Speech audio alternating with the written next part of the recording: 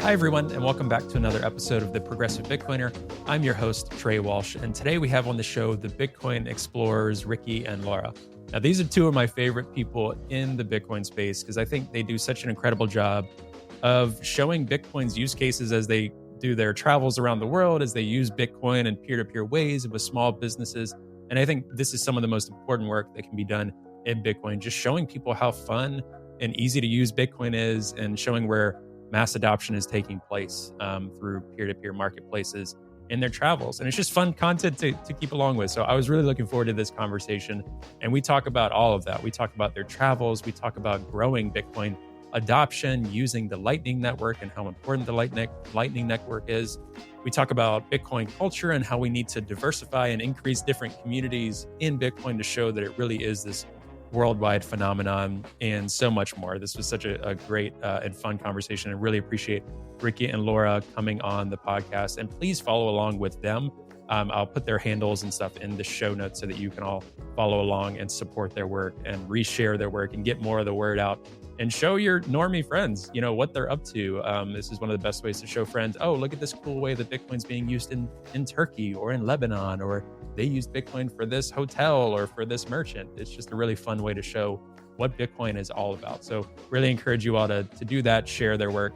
And please let me know any feedback you have on this episode and any other episode. You can always reach out to me at hello@progressivebitcoiner.com. All right, I'll let you get to the episode and we will see you again next week.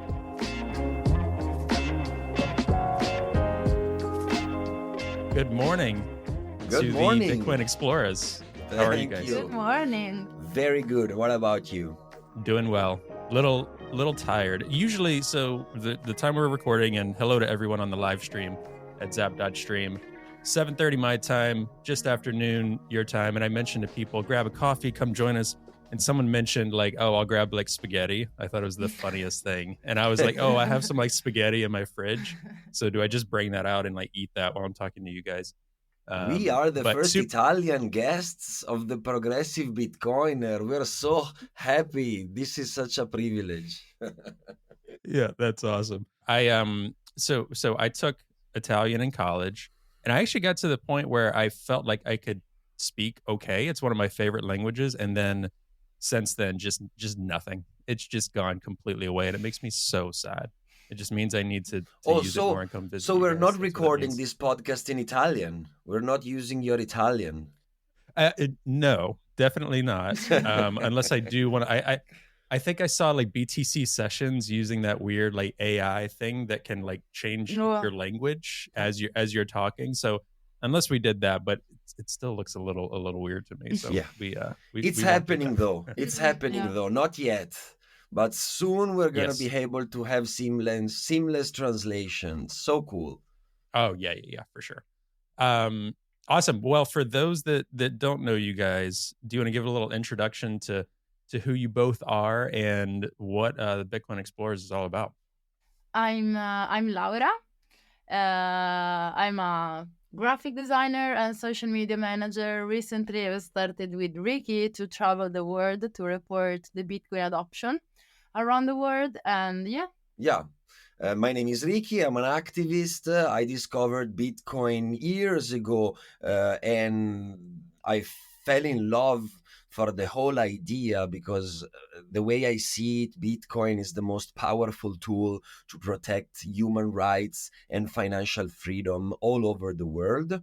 So that's the reason why I discovered Bitcoin, and I started using Bitcoin in my work on a daily basis. And then I started traveling in emerging markets and hyperinflating economy, chronicling Bitcoin adoption in those areas of the world.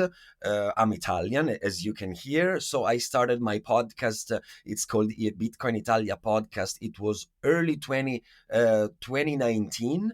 And that was the first Bitcoin only podcast in Italian. And then we started more recently, it's been 1 year now, this project that it's in English, actually in Italy English, that it's called Bitcoin Explorers, and we travel the world chronicling Bitcoin adoption, and we mainly use our social media, X, Instagram, and YouTube to post our social media contents and vlogs. That's awesome. And Rikki, I got to give a shout out to you as well. Yeah, I used to be a little spicier on Twitter. Let's put it that way. I think I've toned back a little bit. Just I think getting a little tired, but also like let me just focus on what's important here. And you were among many people that had kind of dropped into my DMs, just being like, thanks, like and I think there's a lot of people spreading this from us, especially for a US audience, something like progressive means a lot. When I talk to my European friends or people around the world, they don't know what that word means. So most of our listeners are US based. We have a growing contingency in Europe.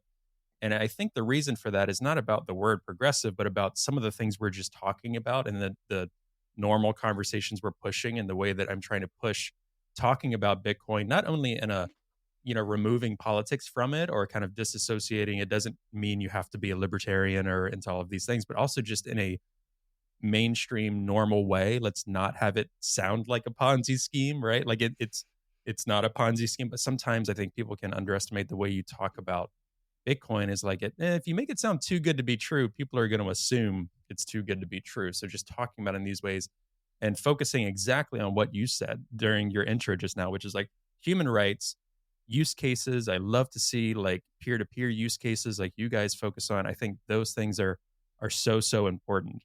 So the work you all are doing and so many others growing more and more is like I think what's going to increase Bitcoin adoption. So do you all think about, I know you think about increasing Bitcoin adoption, but what for you is the driving force, maybe personally, and then also at like a 30,000 foot for what you guys are doing? Very interesting question. It's very hard to say, to be honest with you. First of all, in Bitcoin we talk a lot about mass adoption, right? But Mm, what does exactly mass adoption mean, right? I mean, smartphones are in mass adoption. Yes, I guess so. Are tablets in mass adoption? Smartwatches are in mass adoption? I don't think yet. So first of all, I struggle a little bit with this concept of mass adoption. As Bitcoiners, we all would love Bitcoin to change the world quickly, fast. mhm, But the truth is, that's not gonna happen, guys. It's so mhm, early, and Bitcoin, it's such a disruptive new technology that it's gonna take decades only to mhm, start, right? Only to see Bitcoin in its early stages. We recently, few days ago, it was the 15th anniversary of the white paper, right? mhm, 31st October. 15 years is nothing when we think about how long it takes to these kind of technology to do what they are supposed to do. And this is mhm, something, for example, we see regularly when we travel. You mentioned X before, or X Twitter. I don't know how we're supposed to call it nowadays mhm, anymore. But as Bitcoiner, we kind of we are locked in this echo chamber, right? X. Everyone agree with us on X, so we have the feeling this is happening. Bitcoin is winning all over the world. We are changing everything. Woohoo! Awesome, we won. False. Yeah. The mhm, moment you get out of X, out of your bubble, and travel in the real world is the moment you realize we barely started. There is so mhm, much to do. There's so much work to do in terms of education and adoption, because these two things are the same. There is no mhm, adoption without education, and vice versa. So yeah, that's the thing. Adoption, to reach a better adoption, we have to find a way to educate the masses in a more effective way. Laura, over to you. What do you think is one of the more effective ways? So you tweeted yesterday about we should be on Instagram. I remember seeing that, and just so many other things that I've heard from so many folks just saying similar things, reaching people where they're at. And it's this Yeah. balance of advocating for like a new way of doing things, which is what Bitcoin is all about, but doing so in a slow and gradual way that can actually pull in the people that we want to pull in, which is everyone, or especially those that need Bitcoin and have use cases for it. So what about on your end? What do you think are just, it can either be principles or just some practical things amongst friends? What are some things that you've found beneficial for growing Bitcoin adoption, awareness, that kind of thing? As you said, we have to go where people are at. We have to speak their own languages, not our own language. We Mhm. want to tell them what they need to hear, not what we want to say. Sometimes Twitter, it look at me like a super selfish um platform, because everyone just goes there, writes what they think, and on their own way, waiting that someone engage with it or interact with it. It's not a social that is built for others people. Well, Meta is fucked, and we all know that. But the way Mhm. Instagram is made is like you want to make things easier for other people, more engaging for other people. It puts yourself in a way where it doesn't matter what you think, it just matters how other people get what you think. So I think it's very important to go on Instagram, to go on TikTok, to go on other social media, speak with young kids. We are doing a lot of educational programs, which is great, but there is not a single page on Instagram that talks well about Bitcoin with good graphics, with engaging and funny content. There is not one. There is not a single company that has put a little effort, a little marketing budget on building a huge Instagram page. And when I say big, I speak millions. We need an Instagram Mhm. page about Bitcoins that have millions of followers. That is the main platform where we can defend ourselves when the New York Times writes bullshit, when Greenpeace does the skeleton. We really need a main page. I know Bitcoin is not a company, so this is very hard to do, but it Mhm. can be. And there are And Bitcoin there are companies companies, yeah. Yeah, yeah, out yeah. there, so they should focus more. I have the feeling we are a little snobbish, right? As a Mhm. community, we decided that X is a better platform. I'm not Mhm. debating this. Maybe it is true, but Mhm. the Mhm. reality is, for example, in the last couple of years, we travel extensively in Central America and more recently in the Middle East. Nobody knows what X is there. Everyone is on Instagram. Yeah. They are not even on Facebook anymore. Instagram is the new Facebook, and it is what it is. This is a reality. So it's kind of dumb to be snobbish, because in the end these are just tools, and you can Mhm. and we should use them. Yeah, it there is that, it's that purity, right? So it was funny. I was talking with Dennis Porter recently on an episode that'll be coming out. I'm not sure when in orientation to this one, but one thing that he pointed out was that you got to think. So first of all, Bitcoin's really early. Second of all, a lot of the leading voices in Bitcoin have been what I think Jameson Lopp coined, but also what I talk about as like lifestyle maximalists. So these people that are based on like Mm. purity, based on their way of life, based on particular religion, based on US based libertarianism, all of this. And they've been in this space for much longer. Now we're diversifying a bit. I think you've seen some of the left progressives coming in, like 20, being more vocal 2020, 2021, more folks that are doing these travel things like you all, especially in the last 2, 3 years. So the Bitcoin ecosystem, in terms of those that are producing content, those that are talking about Bitcoin and focusing on Bitcoin and not crypto, that's new and growing. Really, just the past couple of years, I feel like. So we're still in that transition period. But we've got to get away from the purity. You're right. It's a tool. And I like what Laura said recently about, a lot of the other cryptos are winning a bit with engagement because they're willing to go to where people are at, because they're advertising everywhere. And again, that could be a factor of, fiat money and markets and things like that. They have more ad revenue because people are just gambling more with these companies than, say, a Bitcoin company, which they consider maybe boring. I think that's going to start shifting. I mean, FTX was just convicted yesterday. I think these things will help, and not FTX, Sam Bankman-Fried. So I think these things will help shift some of that. But I think you're exactly right. And that's interesting about Instagram. I know it's like the second most used or whatever chart I posted yesterday. But that's interesting to see a lot of the world shifting to Instagram when it was Facebook for a large part of the world until a year or two ago, and it still is. But that Instagram use, I agree, it's universally the one that's probably used the most right now in terms of like especially in those areas, in emerging markets.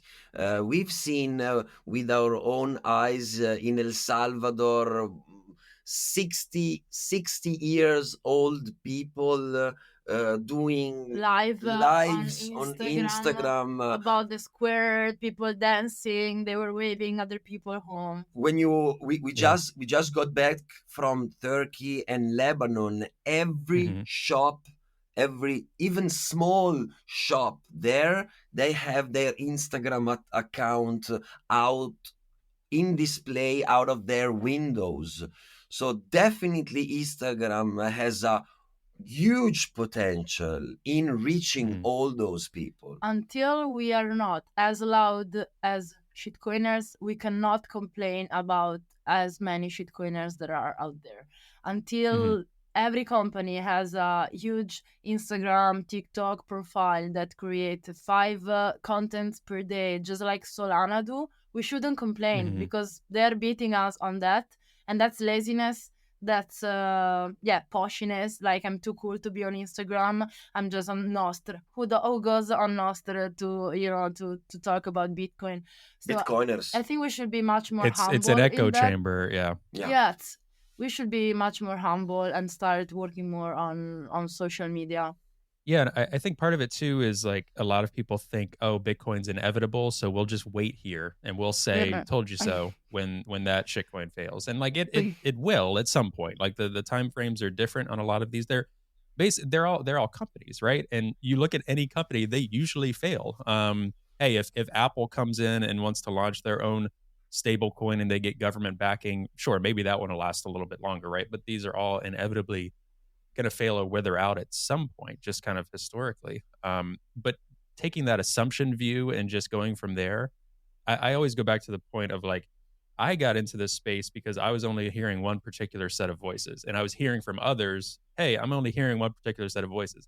And my friends were thinking that something like Bitcoin is boiling the oceans, it's for criminals, all this. And I'm like, I can't take it anymore. I have to try to do something about this and try to, add my voice or whatever, because it's so loud, what people think Bitcoin is. And I think we've grown a lot since then, but there's so many days where I'm like, this is still going to take, and I think you all are in the same boat, this is going to take years and years and years. So it's like just being consistent. Like, you guys are consistently posting content. I'm consistently just trying to, let's just put out episodes week after week after week and just keep doing it until this isn't a thing anymore, which probably always will be a use case for arguing to the left or, why Bitcoin matters. But and it's not even only about hodling and staking sats. I don't want to have a fiat job for the rest of my life and just buying Bitcoin with that. I want to have a Bitcoin job. I want my friends to travel the world and being able to work for international companies that pay them in Bitcoin. I want a new design and informatics schools to teach about Bitcoin, because Bitcoin is kind of closer as it will be if we don't, work on Bitcoin adoption. So it's also about Bitcoin mindset. This is what I want. This is what I wish for the kids. The mindset, we can't just sit and wait because Bitcoin is gonna happen anyway. I'm 100% sure that Bitcoin is gonna happen anyway, but if we work better, it's gonna happen way much faster. I'm okay. You want to just hodl and wait? It's okay, bro. You have kids, good for them, because they're going to enjoy your Bitcoin. If you are doing Yeah. it for the kids and only for the kids, it makes it makes sense. But if you want to see Bitcoin happen in your lifetime, maybe you should work a little, you should be a little bit more proactive. Yeah, you're exactly right. And I know both of you are big on spending and using Bitcoin, and I am as well. It really depends on like jurisdiction. And The U.S. they like replacing to make, them. yes, and replacing. Yeah, obviously. Yeah, yeah. Just spend it and just that's it. Just spend your Bitcoin, have no Bitcoin. No, definitely like spend and replace. It's the same concept. I am that's one thing that I'm worried about in the US is that, I also am in the of opinion like Bitcoin is here, Bitcoin is out. If they wanted to squash it, it would have been best to do it forever ago. It's really hard to physically think about how to do that at this point. But places in the US will be very tricky as they are with most things. Tricky about how we talk about inflation, tricky about how we talk about the economy's fine, tricky about all these things. They're tricky about trying to put in these sneaky regulations, trying to tax it to oblivion, trying to make it hard for people to use it. Some politicians here don't want people to actually own their own Bitcoin, period. Like the senator where I am based, Elizabeth Warren, which Bitcoin Twitter, rages on about all the time. And I do too, as someone who is a constituent of her and from her camp, I would argue. So it's interesting. Have you all found, I know you've been to different jurisdictions that are a little more friendly to Bitcoin peer-to-peer spending. Um, in the places that are not as friendly to, because there's different areas in Europe, different areas in Africa. How do you find those peer-to-peer markets in terms of that? Because from what I've seen and heard as an outside observer, sometimes it just doesn't matter when people are using it and people need it. And growing from the ground up is the way to do it. So I'm curious how you all think about peer to peer versus, because in the US, we're all like, a lot of people jump in. I mean, you've seen with the Bitcoin ETFs, companies are like, okay, they've approved this. Now it's safe to use Bitcoin. It's crazy. Rather than just using it like people are around the world. So I'm curious how you all view that. Of course, jurisdictions are tricky all over the world. You have more friendly countries and less friendly countries. But that changes very little in a long term perspective. For Mm-hmm. example, we just traveled in Turkey. Officially, Turkey is not a Bitcoin friendly country. The Mm-hmm. president there, Erdogan, back in 2021, May 2021, approved a regulation that, for example, bans mining, Bitcoin mining, Mm-hmm. and Bitcoin payments as well. So Yeah. the Turks officially they are allowed to buy and sell Bitcoin, and they can hodl Bitcoins. For Mm-hmm. them, is a store of value like gold, but they Yep. cannot use Bitcoin to pay for goods or services. And Mm-hmm. this is what this regulation says. And then still you realize that in 2023 shops are accepting Bitcoin in Istanbul, Mm-hmm. but all sort of shops, small merchants, a barber shops. Watch. She got her tooth fixed. Oh, that's right. I remember that Yeah, video. Yeah, yeah. and and we paid in Bitcoin. So how is this possible if officially the Mm-hmm. regulation bans Bitcoin payment? Well, for example, we talked to a couple of Bitcoin lawyers, and they told us that this regulation is actually unconstitutional because according to the Mm-hmm. constitution in Turkey, only a law can ban payments, not a regulation. So Interesting. a regulation is not enough. So even if they did it,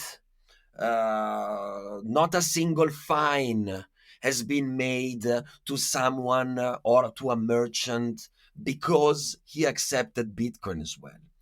Mm-hmm. And Mm-hmm. that's why people still does that. On the other hand, though, In Turkey, freedom of speech, unfortunately, is very bad. It ranks very low according to freedom of speech, free journalism, and this is an issue because every media platform in Turkey, basically what they do is government propaganda. So you cannot discuss on newspaper or big media outlet about inflation. You cannot discuss Bitcoin. You cannot talk about exchanges. Everything that is related to the crypto world is banned. And this is a very effective technique, because even if the Turks can actually accept Bitcoin, someone does that, but the vast majority of the population is not aware that this is an option. And this is why I keep saying, if we want Bitcoin to succeed, our focus has to be on human rights. We cannot be selective when it comes to human rights, because if we want Bitcoin to succeed faster, everything has to be there. Freedom of speech, freedom of all kind of freedoms, because if governments have control on something, they're gonna use that to work actively against Bitcoin. So yeah, you know that phrase, everyone buys Bitcoin at the price they deserve. That is so stupid. That's one of my I least hate favorite. it. Oh my God. Yes, it is. If you have 10 friends in the US, all super rich, and that there's one that doesn't care about Bitcoin. Okay, but this is not the case for half of the people that don't know what Bitcoin is or what Bitcoin are for. So we should work much more on those people, because they deserve Bitcoin much more than we do sometimes. Because there is a big lack of awareness, and knowledge. For example, in our lately in the Middle East, we were shocked to realize how many people is on Binance, for example. They know nothing everywhere. They invested millions in advertising in those countries. So those areas of the world, if they understand that potentially Bitcoin is something that is going to help them achieve a better life, if they understand that potentially Bitcoin is a great store of value, they know nothing about self-custody. And even if they got fucked by banks, when you tell them, listen, but you got, I mean, your local currency is hyperinflating 60% on an annual basis. Your banks are closing and you just lost everything with the legacy financial world, and now you get you have Bitcoin, and you keep your Bitcoins on a centralized exchange that is a private company. That's even more dangerous. They look at you when you tell them this, they look at you in shock. And you realize they've never even thought about it. It's not in their, that means that, all our amazing speeches on self-custody, our books, our podcasts, they don't listen to them. We are failing in teaching them.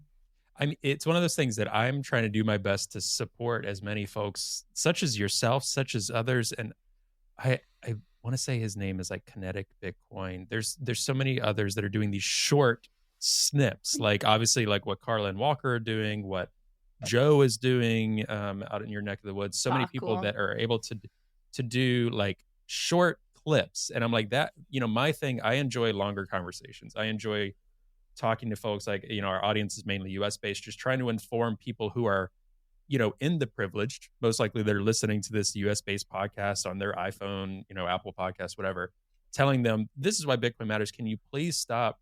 Like Elizabeth Warren, can you please stop getting in the way? Because this impacts like a lot of what happens in the US, unfortunately.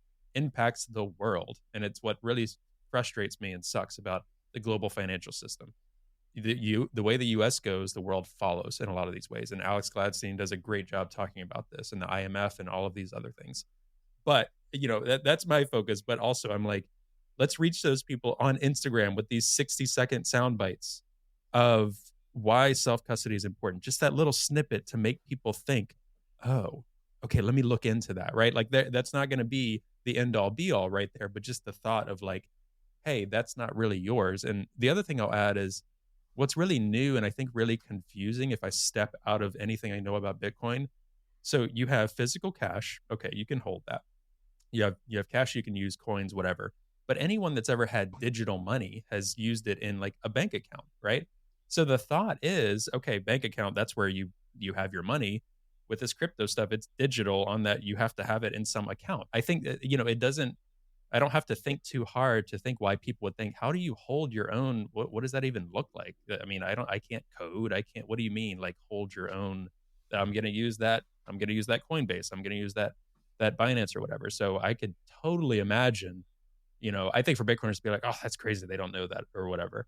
No, I can totally imagine where people are like, what do you mean not have it in Binance? Isn't that like the way to keep it? I don't want to lose it. Right. And then you're like, Exactly. no, Yes. you're going to lose it at some point.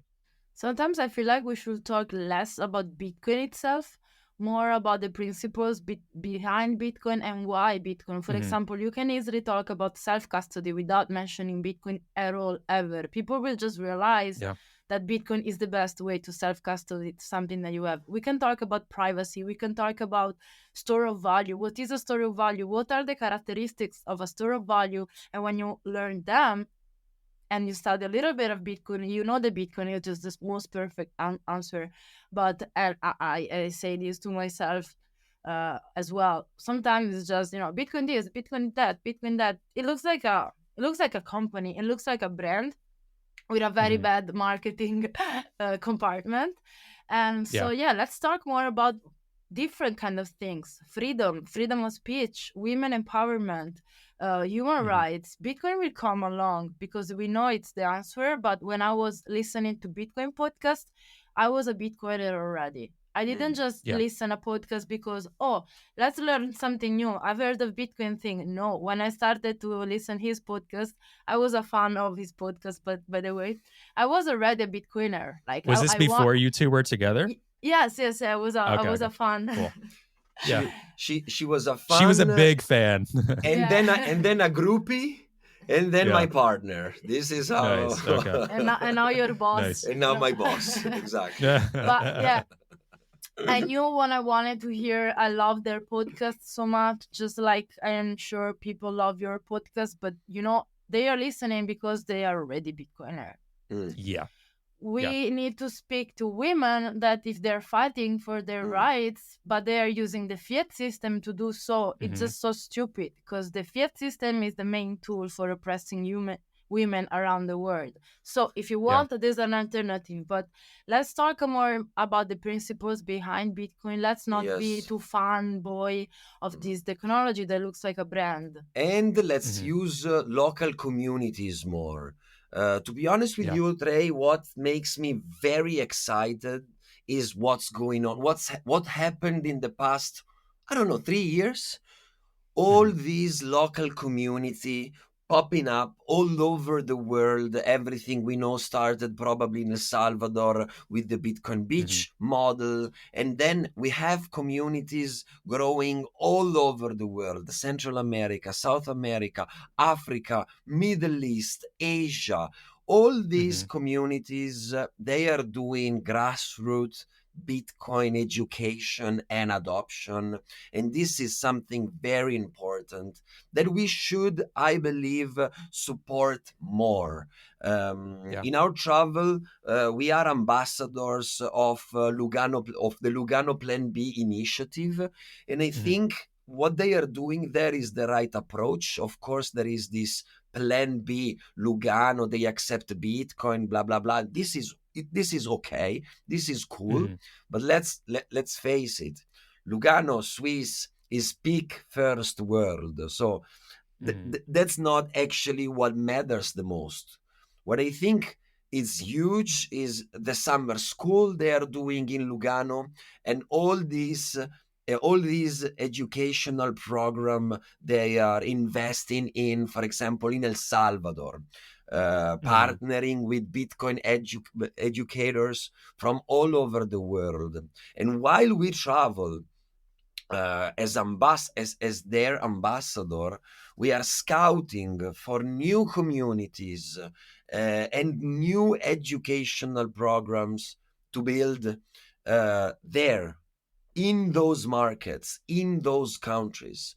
Because of course, bro, I'm Italian, you're American, we cannot talk to the Lebanese people, to the Turks, to the Indian people. We need someone there that does the job, and we need to support those communities as much as we can, because on the other side, in the shitcoin world, we have those massive companies, and they invest billions in emerging markets because they know it's a huge market.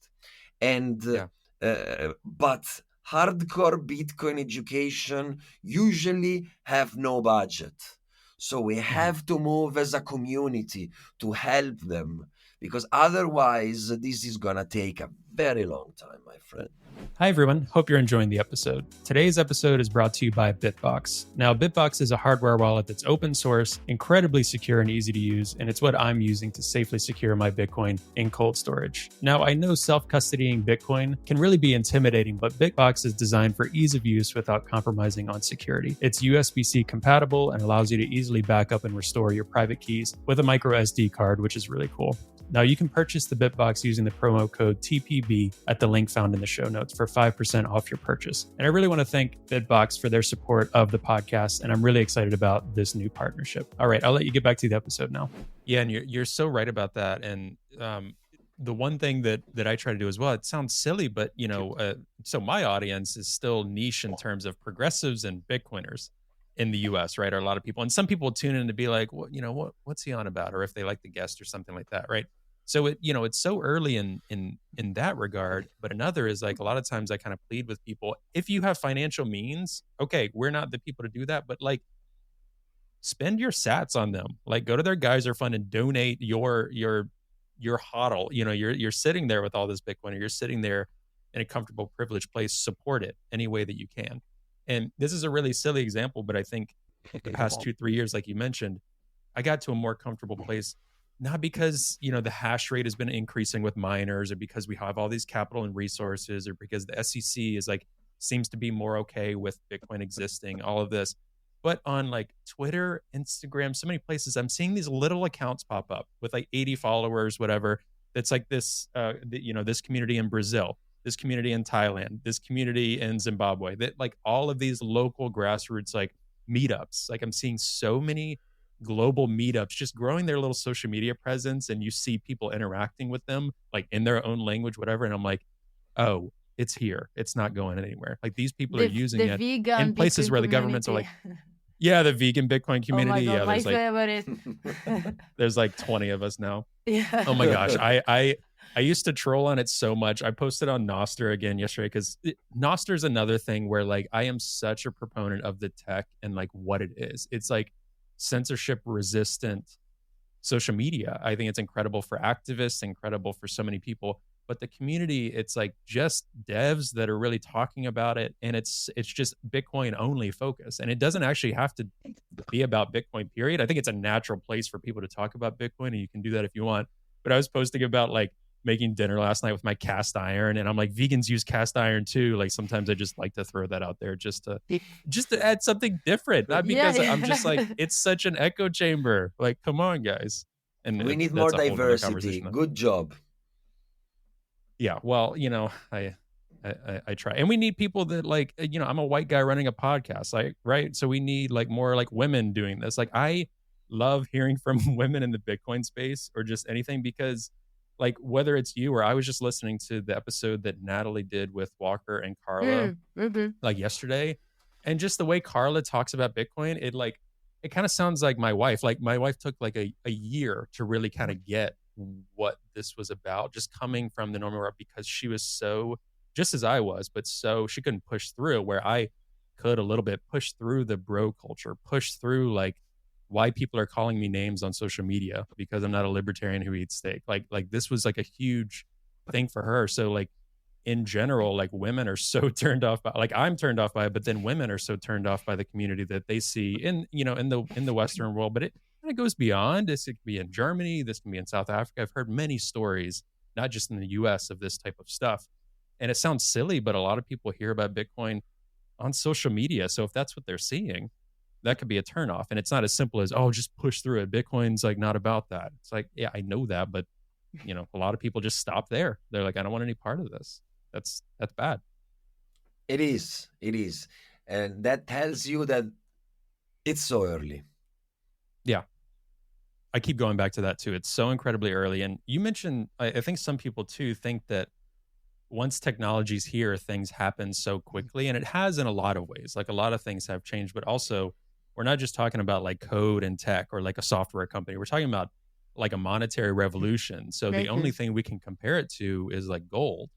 And that has like a 2000 plus year history. And think about how long that took for something like that to even make its way as a currency. Like the first, you know, 100 years of Bitcoin, I would argue is early. Like until we stop mining all the coins that will exist, that is the early period. And then after that, you know, we'll see what happens. I know like different types of things will change, different apps, different hardware wallets, those sort of technologies will change. But I think that foundational philosophy and code of what makes Bitcoin exist, my personal opinion is I think, you know, 100 years is still early on this. And I think some people think, oh, the early stage already happened. Now we're in this mainstream adoption phase, and then it's hyper Bitcoinization by 2030. You know, I don't see that happening, fortunately or unfortunately. And the one thing I think we have to do, I want to see, again, I always say this isn't financial advice, but I want to see as many people who are poor and need Bitcoin get Bitcoin. Because I think too many Bitcoiners are like, you know, they say things about Bitcoin, but quietly they're kind of sitting back. They're like, I can't wait to stack this. And wow, I'm going to be so rich. Like, I know that's what they're thinking. Meanwhile, these other people don't have access to Bitcoin. And I think they'll still benefit at whatever price. But I'd like to see them stack or be given and taught how to hold Bitcoin as much as possible. So if you have Bitcoin, like give it to people who need it, and teach them how to hold it. It'll change their life. Yeah, Bitcoin is distributed, but knowledge is not. So if before the money was the privilege, now knowing is the privilege. You know, there are some people, of course, everyone can buy Bitcoin peer-to-peer. Of course, everyone can on paper. How do a person in Africa that knows nothing about it will ever know that they can buy Bitcoin? So when we keep it for ourselves, we're doing the same things that the fiat system since forever. You know, it's no different. Just because it's not accessible, it's not fully distributed on a knowledge perspective. Another thing that makes me wonder, I mean, I really like those niche of Bitcoiners that they think the dollar is going to collapse fast and the Armageddon is upon us, and in 10-15 years we're gonna have citadels, and Bitcoin citadels are going to be the only safe heavens on earth because everything is about to collapse. Bro, obviously you never left your tiny bedroom in a very privileged part of the world, because if you travel around, you realize that things are so slow. We just came back from Lebanon. Lebanon defaulted on their debt in 2021, 260% inflation on an annual basis, the Lebanese lira. The state there is not there anymore. As we speak, the prime minister is vacant. The president of the Lebanese Republic is vacant, and the president of the Lebanese Central Bank is vacant. It's the paradise. And it's been vacant for 1 year now. All public offices are closed. The electric grid provides 3/4 hours of electricity, period, a day. and and still people manage. They do things peer to peer. They have their own power generator. You buy me a car, I give you the keys, you give me the money, we're good. Of course, it's not scalable. It's not, yeah, of course it's not scalable. But like people are going out, drinking, eating, having fun, living their life, working. Private companies are, they're using their brain. They manage to survive. They even, realize how to make business better. So it's not that everyone is just there on the street, desperate, panicking, killing each other. They're just doing okay. Of course, could be better, but an entire economic system based on a fiat currency, I'm sorry guys, does not collapse from day to night. And to be honest with I don't you, wish for it. exactly, we should be happy, because if the dollars dies quickly, that means a lot of people is gonna get hurt. That means we're gonna have decades of social unrest and probably war. I don't wish that. I want a slow transition. And I want, as you said, a lot of new human beings to discover Bitcoin and jump on board organically. Organic. It's like the iPod, you used to listen music to the CD. Now you just bought your first MP3 and you are using the internet as an alternative for listening to music. That is still there. It's just obsolete, but you can always use your old CD player. As you said, I have the impression that who wants the dollar to collapse quickly wants to have a privilege himself, wants to be rich fast. And if you think about it, that's so fiat. That's so fucking fiat. I mean, you are not a Bitcoiner. You are a fiat coiner. You just want your privilege to be the new privilege. So you are shifting, you are advocating for a shift from one privilege to another. And that's so fucking fiat. And that's also fiat when you just hold your Bitcoin and you don't use them. I mean, if you're just using fiat, to me, you're supporting the fiat system, you're supporting fiat merchants, you're supporting your bank account, you're supporting your boss that pays you in fiat. That's it. If you want to gain Bitcoin, you teach Bitcoin to your boss, you only support Bitcoin merchants. You, for yourself, choose to have privacy already on your bank account. That's Bitcoin. All the rest is fiat. Living with fiat is fiat. If you, I mean, it is. If you use your credit card, you are paying fees to MasterCard, Visa, American Express. That means you are proactively supporting the fiat economy and fiat payment system. Period. Prove me wrong, bro. Even asking we do that when we can, all the time. Can we pay with Bitcoin? Can I pay with Bitcoin? Maybe they don't accept it already, but they go home and they think about the crazy person in the taxi that talked about Bitcoin. I'm not gonna orange pill all of them like that. I'm not gonna orange pill the world like that. But I want to help someone. Someone will be, oh, this Bitcoin thing. Someone asked me to pay on a taxi with Bitcoin. Maybe I should learn more about it. If I have time, maybe I would never do it, but it's for sure more helpful than not spending any. If there is one merchant in your area that accepts Bitcoin, guys, he is a pioneer. Yeah. Why don't you want to support someone that is pioneering? And I'm not saying buy a car. Go there and buy one beer in Bitcoin a month. I'm not saying, give up to your stock. Nobody. We are all stocking. We are all saving in Bitcoin. But come on. Can't you afford to spend 30,000 sats per month to support someone that is the first in your neighborhood accepting Bitcoin?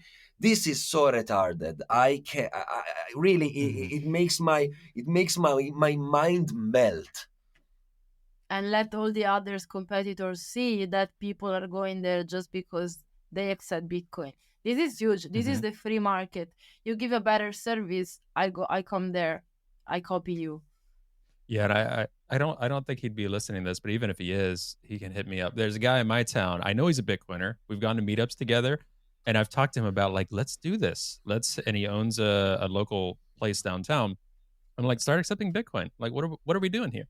He's like, oh yeah, I want to this and that. And just, some people are like, especially businesses, and his business is doing very well. Just I think concerned about the logistics, concerned about tax implications, and those type of things. It can be complicated, but nowadays too, at least in the U.S., there are a lot of services, even the mainstream like financial institutions that do tax returns for businesses and stuff. They all are on the same page with like if it's a way to make money for them, like collecting fees and stuff to do it, they'll do it.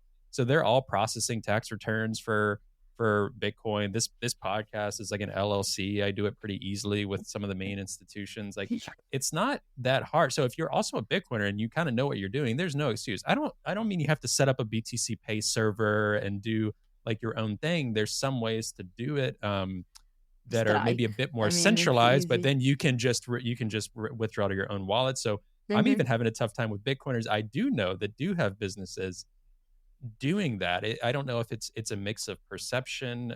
I really, really wish, and hopefully one day soon, like Cash App and Square, which is huge in the U.S. I don't know if they have a presence in Europe at all. Actually, I don't No, know. No. they don't. I didn't think so. Yeah, yeah. So like Square is like everywhere for like cafes and small businesses in the US. I'm like, man, if they could just have a separate rail, pay with Bitcoin. I know people have asked all the time, Jack, when? But so much of Cash App, I know Jack's a Bitcoiner, but so much of Cash App and Square is based on using those fiat payment rails. So they're going to have a lot of resistance to being able to build that into their software, their application for that. I think it will happen, maybe especially after the ETFs. But I'm like, the more we can get merchants, that's when we'll see another uptick. Is like when these, institutions, these payment processors are just like, okay, we accept Bitcoin through our terminals. You hear it here and there, like, oh, this gas station chain is accepting Bitcoin. And it's like you look it up, and there's like 30 gas stations in like Oklahoma that use that. It's like that's cool, that's a start. But my point being, like, it's such a lift, I think, for some people to think through accepting that. But you're right, just starting small, just going and doing your part in those ways. And also it's like fun. You're thinking, I'm not going to support these credit card fees. That's a cool way to think about it. Yeah, yeah. But also, let's discuss technology and development. For example, yeah, I know some Bitcoiners, they don't like the Lightning Network. Personally, I love it. I use it on a daily basis. Without the Lightning Network, our travels Wouldn't be would possible. absolutely impossible. Mm-hmm. So I think the Lightning Network is a great technology, and I'm very glad there is so much development on the Lightning Network and on all other protocols. But let's discuss the Lightning Network. All the companies that are paying developers to improve the Lightning Network, that wants to be Lightning service providers, all their business models literally is based on fees. So Mm-hmm. if we don't transact on this damn Lightning Network, those companies are not gonna have revenue. And if they don't have revenues, they cannot pay for development. And that means that the technology is gonna start to advance at a slower pace. And I think as Bitcoiners, we don't want this to happen. So think about if every human being that has Bitcoin would transact $1, 3,000, I don't know how much is today, 3,000 sats per Mm-hmm. month, we would have a huge liquidity on the Lightning Network. And that means a more sustainable business for all these companies that are advancing the technology that we use every day. So it's a no-brainer. It's just a small transaction. First of all, it's fun.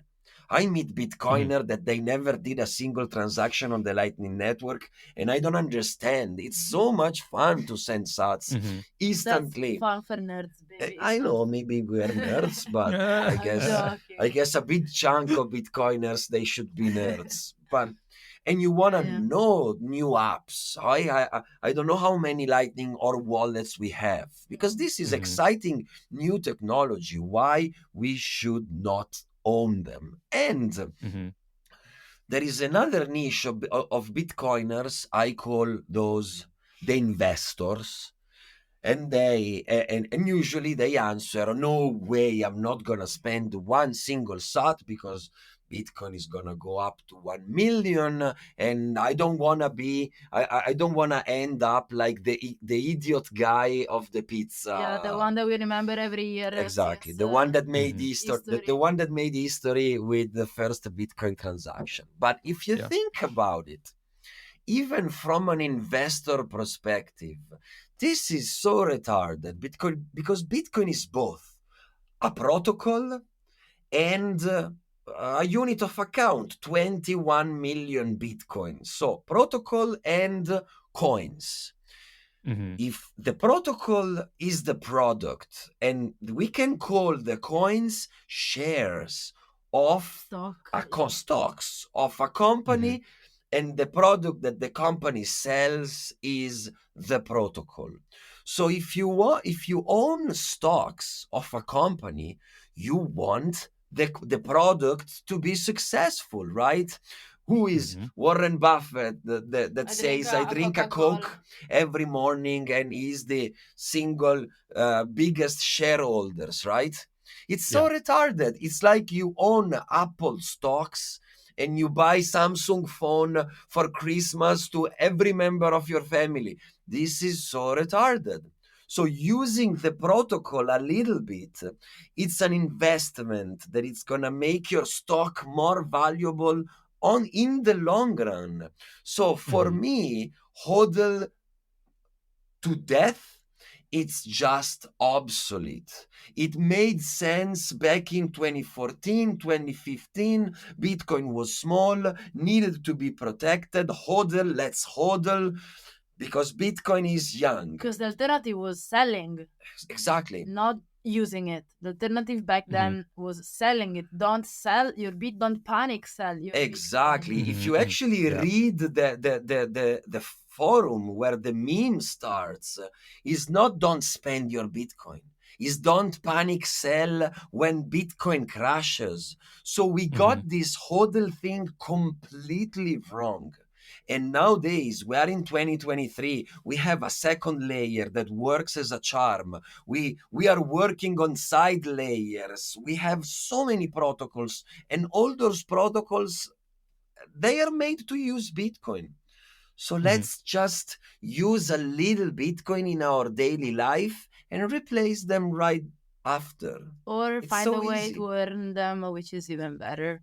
Yeah, but if you earn them and you don't spend them, that's no. So of course. But at least that takes out the initial payment rail, right? So in the US, we have these like direct deposit forms, and Strike can do that, where you can fill out a direct deposit form with like Strike or Cash App, submit it to your employer if you have a regular paycheck that comes in, and 100% or whatever portion you say will go right to your whatever account. And then you can withdraw to self-custody or whatever. So that at least takes out one payment rail. But I would say, maybe it's because I don't interact with many, but the growing number of Bitcoiners who are, there are some people, I forget the guy's name. I think he was big on the drivetrain thing.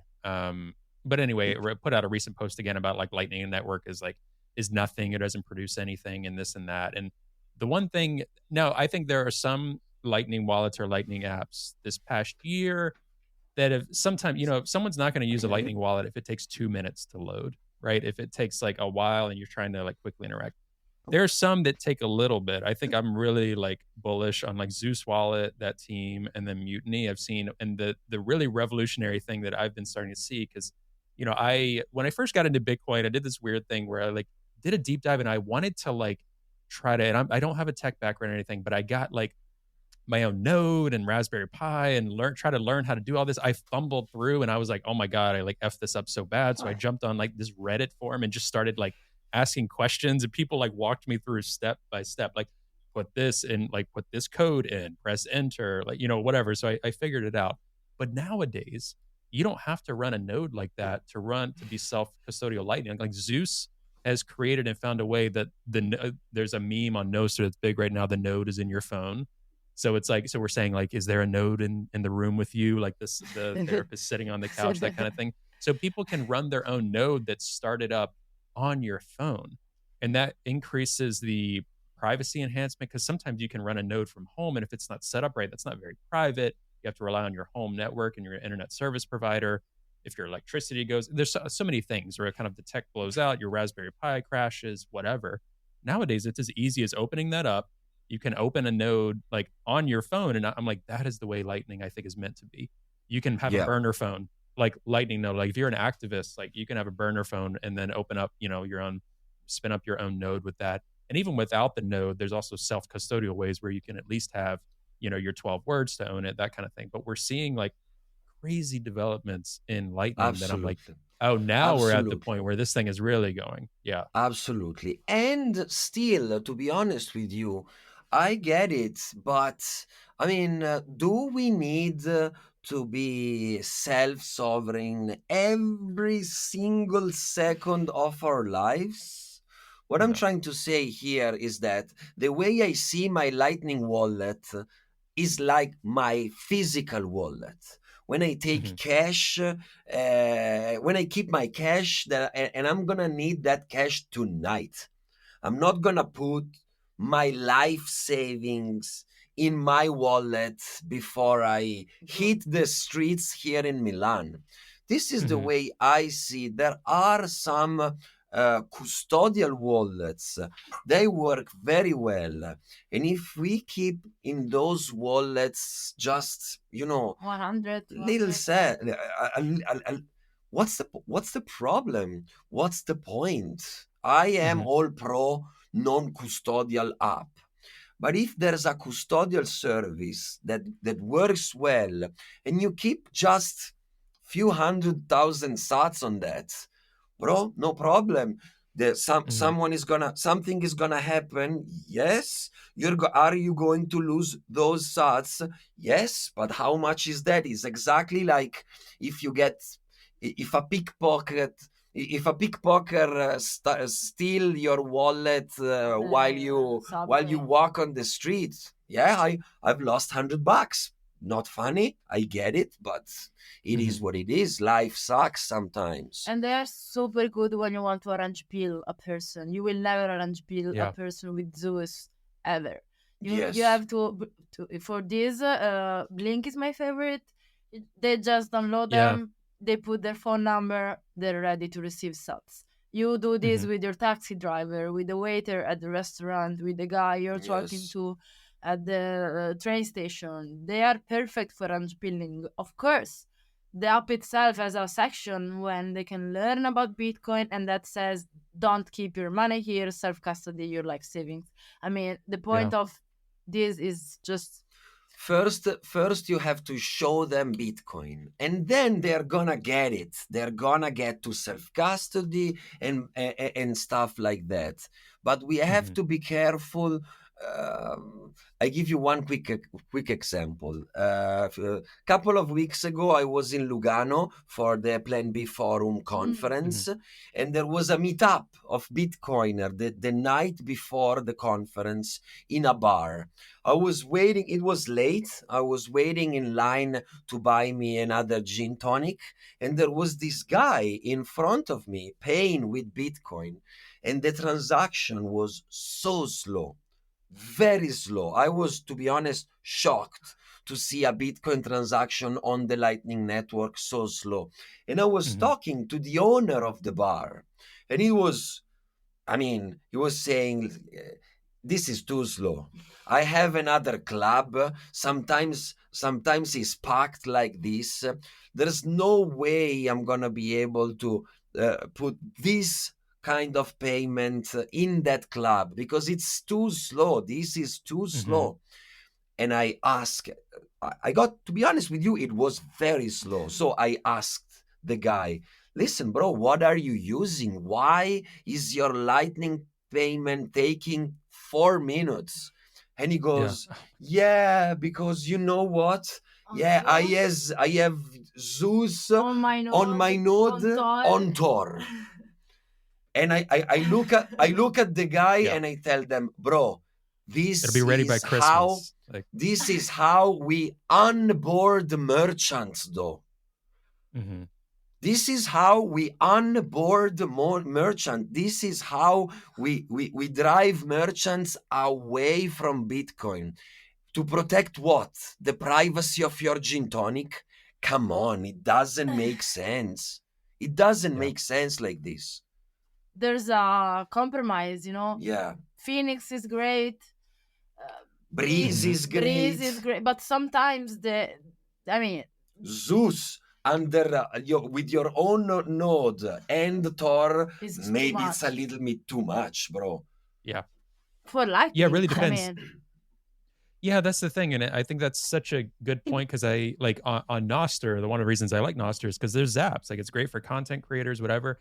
And so I use Albi on Nostr and I've tried to incorporate some of the other wallets to zaps and it's either it fails or it's too slow. And like, I hope and I think they are getting to a place. But right now I'm like, I want to send a quick zap. Albi's working. And there's like this desktop browser and I can see like if I lose my like $50 in sats on Albi, I'm not going to lose sleep over that. So I know that.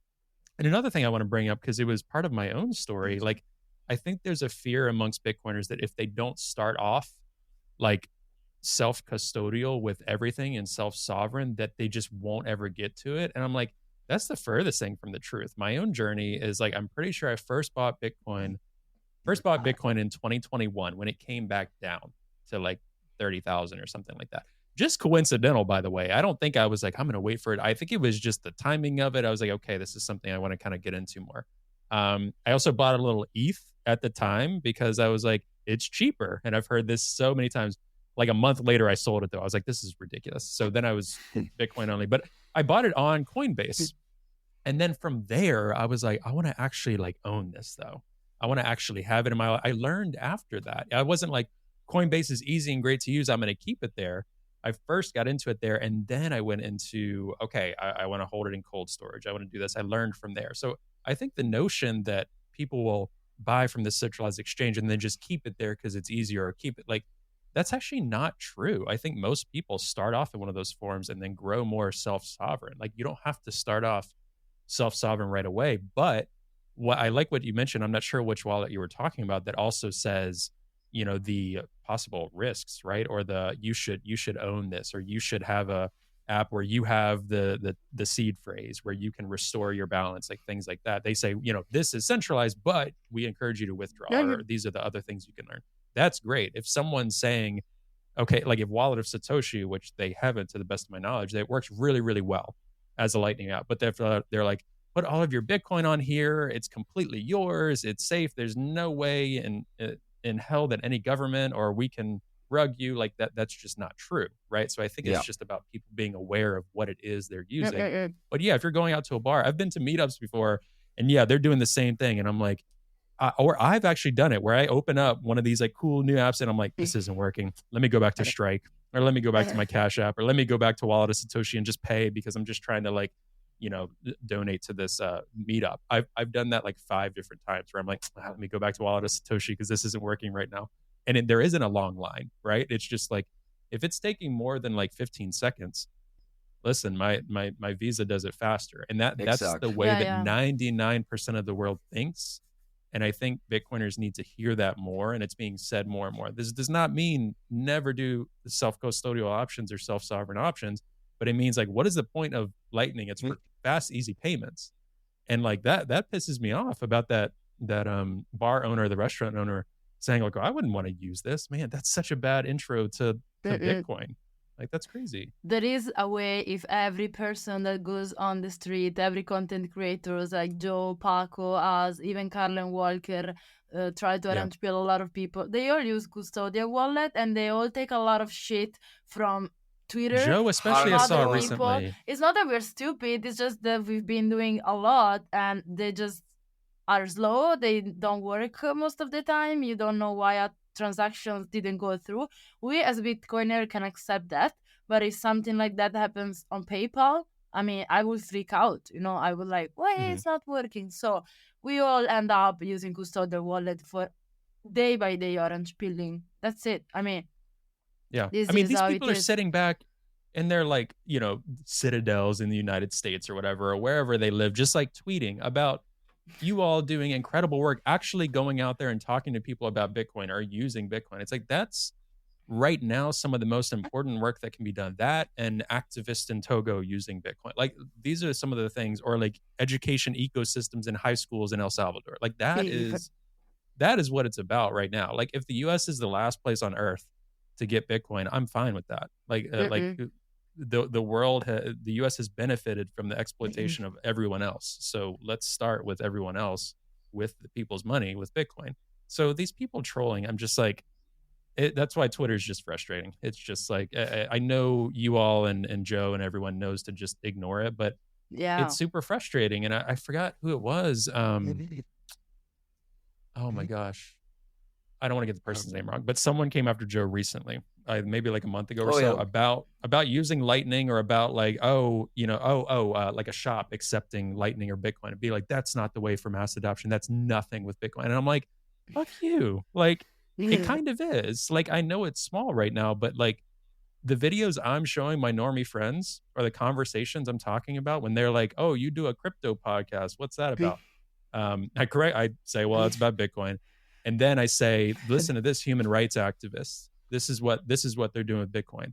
Oh, cool. Like I showed my wife like a video of you guys yesterday. Just about look at Oh. this cool. Like we love to travel. They're traveling. This is cool. So it's like incorporating fun things that you all like to do in general and adding Bitcoin to that, being like, this is the real world and this is how Bitcoin fits in. That's mass adoption to me. Not talking about Bitcoin is eternal energy. Here's this like AI graphic on Twitter. Like, what are you doing? Like, that's not gonna do shit. It's crazy. It's true. It's true, and nothing of what we do would be possible without the Lightning Network. Yeah. We found ourselves 2 years ago in El Salvador, late 2021. Chivo Lightning on Chivo was not working, so we were stuck with on-chain transaction. That was a nightmare. A Yeah. nightmare. We were trying to buy food in a grocery store, and the line behind us was huge because Bitcoin was not confirming that damn block, and I was keep Mm-hmm. replacing by fee on my wallet. I think I spent $10 in fee just because Just I on fees. really That yeah. wanted to be on the next block. So if we want local communities to start experimenting with alternative forms of economy build on Bitcoin, instant settlements are needed. There's no way you're going to be able to start a local community or a local grassroots economy without the Lightning Network and the top layers that we're going to build in the Mm-hmm. future. So that's it. Lightning is Bitcoin and Bitcoin is Lightning, period. Yeah. Yeah. I don't think that, people traveling around the world and using it. And what's beautiful about Lightning and the work you all are doing, like, I mean, like I get a little jealous. I told my wife that I was like, man, if I could just, I want to go down to El Salvador and like, shoot a podcast and stuff. And I actually want to at some point, and we will. But you're doing these things that are really fun, right? It probably brings so much joy to, oddly, I would probably say, and I'm curious your thoughts on this. You're going to a place like Lebanon where, as you put it, and I thought the same way about Argentina, right? In the US, we're obsessed with like talking, Bitcoiners are obsessed with talking about like inflation and saying, oh my, like, so with the picture of like Argentina, which isn't even as bad as Lebanon in terms of inflation, we would think that people are like starving and it's like The Walking Dead or something. It's just like, how are these people even functioning? They're dying by the millions every day, clearly. I actually think Peter McCormack, to his credit, said something like they're still like going out to eat. They're still like doing their thing. They're just figuring out a way to do it. There's more like gray market cash exchanges. There's, they're updating restaurant prices all the time. I think you all talked about this in Turkey as well, in one of your videos. So these places are still going on. And I bet even in a place like Lebanon, the US, we just cast everything in our major newspapers, the New York Times, we always cast everything as, wow, it must be so depressing. It must be so dark to live anywhere in Africa. Or in Lebanon, there's no joy. They have no 401k. How can they be happy? All of these stupid, crazy things. But I'm sure in Lebanon, just using Bitcoin and doing different things, it's also just fun. And you see like hope and joy, not because there's just this level of like despair. There is, but it's like seeing people figure things out. It makes me feel incredibly hopeful about like humanity. We always are Yeah, figuring things yeah, yeah, out. yeah. That's incredible. Absolutely. The resilience human beings have, sometimes it's mind blowing. Yeah. One mind blowing moment we had recently was in Turkey, when we realized that, for example, low income classes, low income family, they use bottles of detergent as a store of value. Literally, Wow. bottles and bottles of detergent. Detergent is perfect because it's very useful. Everyone needs it. It does not expire. So you Mm-hmm. can just buy it today, store it home, and sell it tomorrow in your neighborhood or Mm-hmm. online. So they have all these forms of peer-to-peer economy based on goods that they find are a good alternative to an hyperinflating local currency. So when you see things like this, you really understand that human beings are probably the most resilient thing on earth, and that's fantastic. So eventually they're all going to understand and find Bitcoin on their path. It's just a matter of Mm-hmm. time. If we can effectively teach them, it's gonna happen just Yeah. way much faster. Mm-hmm. Yeah, and I want to, before we wrap up too much, I want to ask a fun question because even outside of Bitcoin, I love traveling. I love these things. So I'm curious, even Bitcoin aside, or it can involve Bitcoin, for both of you individually, what would you say is maybe one or the top two places that you've traveled that you just love, really enjoy going to these places? I know you're both based out of Milan. Where do you really enjoy traveling to? Or what's been one of your favorite cities to go to? I think the highlights for the last year for us was Guatemala. I would never Mm, go. I don't know, but I went to Guatemala just for Bitcoin, and I was very surprised on how beautiful it is. Everyone is hmm now going to El Salvador, but Guatemala is just like El Salvador, just a little further, and it's beautiful. The vegetation there, it's amazing. The beaches are cool, and the lake, the Bitcoin lake, it's just so hmm much fun. It's a place where you will go on vacation with your family and your friend, and it's full on Bitcoin friendly. Like you can live in Bitcoin there. The community is from the bottom up. It's super cool. So I think Guatemala is definitely one of our highlights. Yeah. See, it's a lovely country and very close to El Salvador. Everyone goes to El Salvador, but hmm Panajachel, that is the city where the Bitcoin Lake is a big touristic city. So the Bitcoin Beach is cool, of course, but it's a very small village. In hmm the Bitcoin Lake, you can really enjoy your holiday. You can do everything there in Bitcoin. There are clubs playing music up until very late. You can get drunk and dance and pay in Bitcoin. We did paragliding all over the lake and paid hmm for it in The Bitcoin. boat. You can rent a boat. There's the Bitcoin tuk-tuk, all sorts of restaurants, bars, hostels, and hotels. So it's a fantastic touristic venue for Bitcoiners, and this is a shout out, Bitcoiners out there. I know you have a wife that doesn't give a shit about Bitcoin and gets very bored when you talk about Bitcoin. Or a Perfect. husband because we're progressive Or here. a husband because we're progressive, absolutely.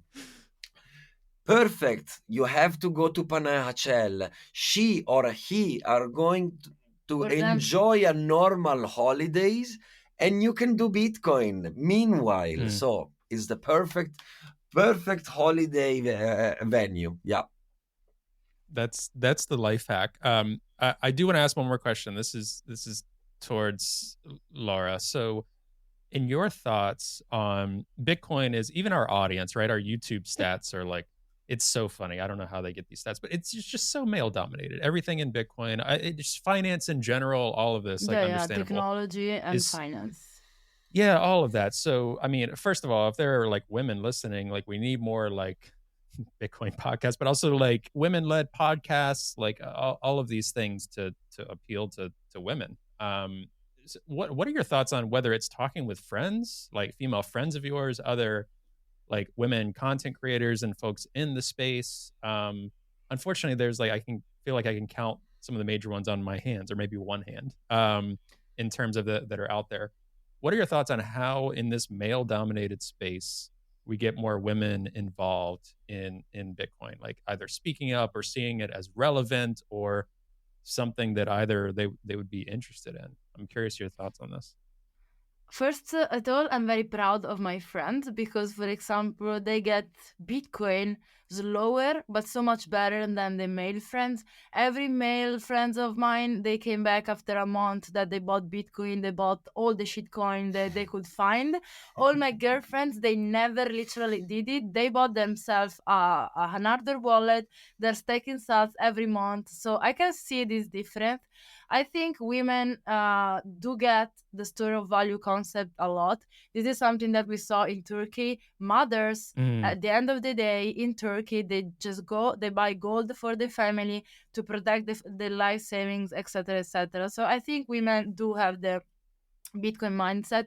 It's just that they think it's a technology and finance thing. So it's not Mm-hmm. very easy now to get more women involved. But I think, yeah, we should just change, as we said before, the way we speak about it. I am trying on my little to speak about Bitcoin to my girlfriends on Instagram. We should teach feminists that Bitcoin is the perfect tool for to protect women rights all around the world. Mm-hmm. We just need to tune the Bitcoin narrative a little bit more on women. It could be anything. We love, yeah, we love freedom. We want to have our own, self-sovereign bank account that is not in Mm-hmm. bank but it's in Bitcoin. I think it just need a lot. I would just need a lot of time. Yeah. Time and patience, but I'm very happy of what I'm seeing. And we need to orange peel Kim Kardashian. Yeah, That would help a lot. Taylor Swift. That would help. Oh, I Selena joked with Gomez. my wife last night about Taylor Swift. Oh, someone's like, "Oh, have Taylor Swift on your podcast." I was like, "Oh, right, I'll get right on it." Like, what are you talking She's about? huge. Yeah, so it sounds trivial, but yeah, so far a lot of these celebrities got roasted with FTX, right? So I'm like, I wonder if it's not the craziest thing. Another thing I wanted to touch on, I had a guest on recently, and I won't reveal who because people have to listen to the episode to find out. But she was talking about, and she was very open on the podcast, talking about going through. This is someone in the U.S. going through a recent divorce, and they were, as a woman, she was with a very successful man and was worried about, how do I protect my wealth? How do I have like a future, like in terms of these things? And started getting into Bitcoin, and then she started spreading that to her close group of like female friends about like owning your sovereignty. And that's in the US. Like, I've heard stories of like Afghani women who don't have access to bank accounts. It's great for having those conversations about women in other nations, that they can't have access to property or money without their male counterpart or father or whatever. But even in the Yeah. US, there's like domestic Absolutely. violence. There's Absolutely. women who are like, what do I do without my Yeah. husband's wealth, because of our patriarchal system? And that's just how it was or is in their family.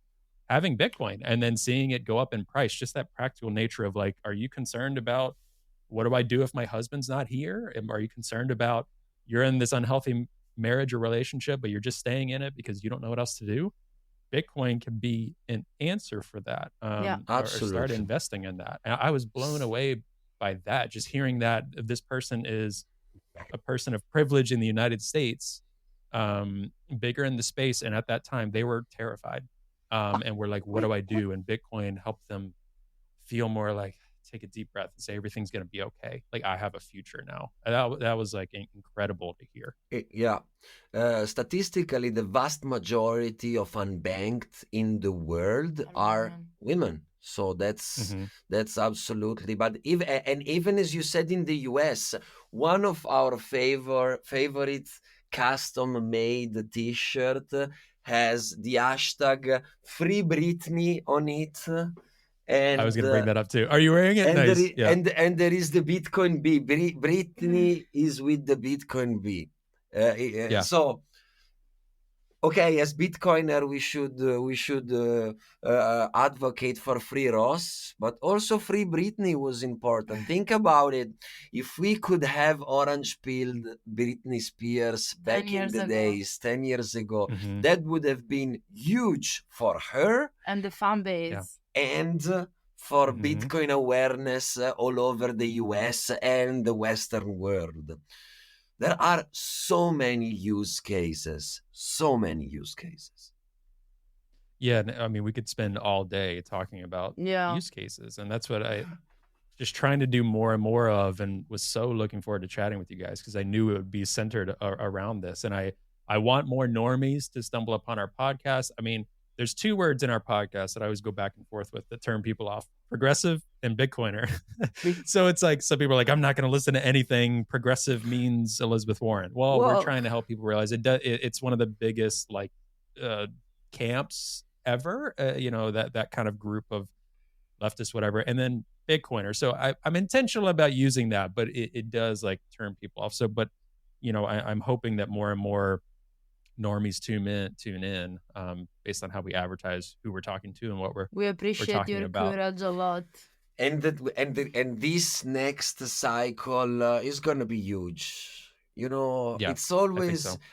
I mean, when there is a new disruptive technology like Bitcoin, the early days are of course for geeks and nerds or very small political niches, like for Bitcoin was the ANCAP world or the ultra right-wing libertarian. If you think about it, exactly the same happened with the internet in the early days. Yeah, because I use that comparison a lot. It's such a new concept, and who's gonna find out about it if not geeks, nerds, and extremist sociopath or extremists? But the more a technology grows, the more a technology scale, the more people we onboard. Those new guys that are gonna come and understand Bitcoin in the next few years, they're gonna just be the average guy on the street. Thank God, because we need that. Yeah, they're funnier. We need those people as well. So the more we grow, the less. Did you say they're funnier, Laura? Yes. Yeah. Bitcoiners aren't that funny. Yeah.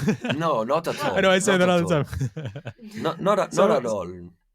Some of my favorite people, it's like connecting with you guys. I tell my wife this all the time, and I was like, there's like, I mean, the number's growing, but I'm like, oh, there's genuinely some people in the Bitcoin space I'd be like, oh, I think I'd be friends with in real life. That's the number I want to see like growing, because there's a lot of like Bitcoiners. I'm like, okay, nerd out about Bitcoin or some meetups and stuff. But honestly, I'm like, well, most of my friends aren't that. Like my friends, we have different values or cultural values, or we go to vegan restaurants or political stuff, or we like traveling in Europe or Paris or wherever. So it's like those values, we're going to see more and more of that coming in. And one other group that I'm still just waiting for different groups and social movements to get into Bitcoin, like the LGBTQIA group. Like there's so many other groups that I think have yet to really find and harness Bitcoin.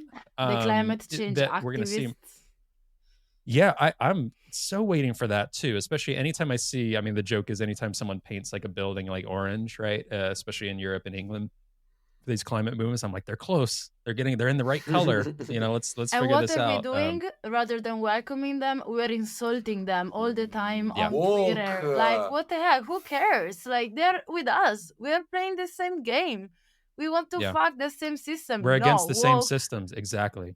like, oh, Because a lot of Bitcoiners keep forgetting that Bitcoin is freedom, and freedom means that it's for everyone, and it doesn't matter what you think about the yeah, rest. and the enemy of my enemy is my friend. So let's do this thing together rather than Yeah. insulting everyone that is not the Maxima. We call them Maxima priests. Maxima priests. So like That's how we call them. the Maxima priest, I like carnivore, that. maximalist, Or Bitcoin Hamish. Yeah, It's up to you. Yeah, let's they're try like in being the more US welcoming. it's like yeah, it's like homesteaders. So it's like, yeah, why are you're saying you're a freedom maximist. There's a few, I won't mention them by name. I mean, it's fine, but that are self-described freedom maximalists, but I'm like, you're borderline white Christian national, like in the United States, like you're very fundamentally religious. That's fine. But stop saying that your goal is freedom maximalism in Bitcoin, because that's not what that is. That's something else.